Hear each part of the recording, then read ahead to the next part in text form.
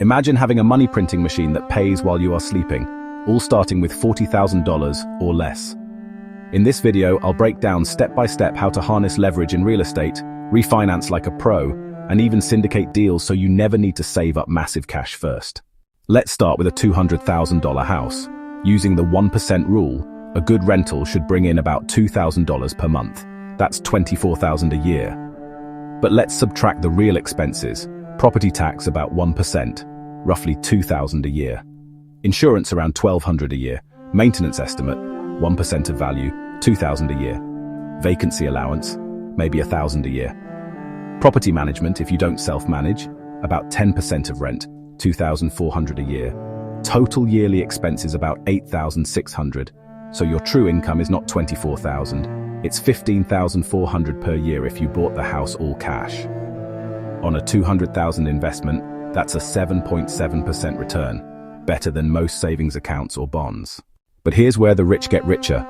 Instead of paying $200,000 cash, let's use $40,000 down and borrow the rest.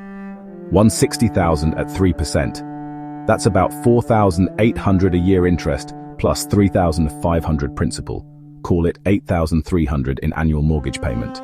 Your rental income was $24,000. Subtract $8,600 expenses and $8,300 mortgage. Net cash flow is about $7,100 per year.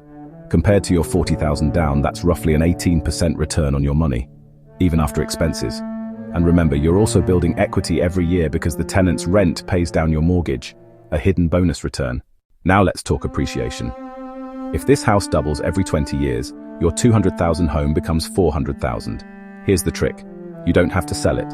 Refinance instead. You borrow against the higher value, pull out cash, and keep renting. You pay off the old loan, keep what's left, and the tenant covers the new mortgage. The debt grows, but so does your total asset and income. Rent often rises with inflation to cover new payments. So you keep pulling money out again and again, effectively using that growth to fund more assets without selling. Now let's meet Jack. He needs about $30,000 a year to live. He lives frugally, saves half his income, and after 3 years, he has $40,000. He buys one rental. After expenses and mortgage, he clears about $7,100 a year.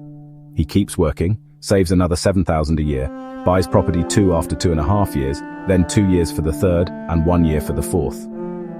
4 houses times $7,100 equals $28,400 net a year, roughly Jack's survival number. At this point, Jack can stop working if he wants. His tenants and assets pay for his life, giving him time for family or new ventures. But most people get fooled. They buy a home to live in and treat it like an asset. That same $200,000 house becomes a liability. Mortgage plus expenses add nearly $17,000 a year in extra costs. Suddenly, yearly living costs jump from $30,000 to nearly $47,000. He thought he bought an asset, but really he trapped himself in more work. The house is working him.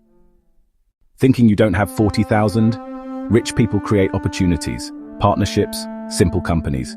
Gather 10 friends, each contributes $4,000. Together you make the down payment and split profits according to contribution. The rent pays expenses, you share net income, and everyone builds equity together. Financial intelligence in action. So here's the truth. Many buy liabilities thinking they are assets. The rich buy assets that put money in their pockets every month. Remember, you don't get rich by working harder. You get rich by owning assets that work harder than you ever could. Start today. Think leverage, think equity, and let your assets work while you live.